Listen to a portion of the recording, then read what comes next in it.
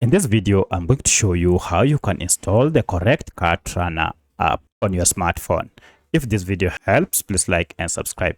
Alright, so I'll first uninstall it before we can start. Now, to install the right Cart Runner app, you need to look for Play Store app if you're on Android smartphone, or if you're on iPhone, look for App Store. So for my case, I'm on Android, and therefore I'll go to Google Play Store app. Log in with your Gmail account before you can search for your app. If you don't see this search bar, you should see a search icon down below. Tap on it to activate.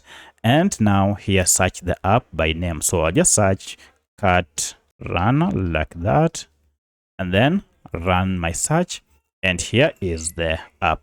Tap on it to see and read the details. So you want to make sure that it is from Ivy. This is the company that made this app. And at the time of recording this app has a star rating of 4.5 with over 680,000 reviews.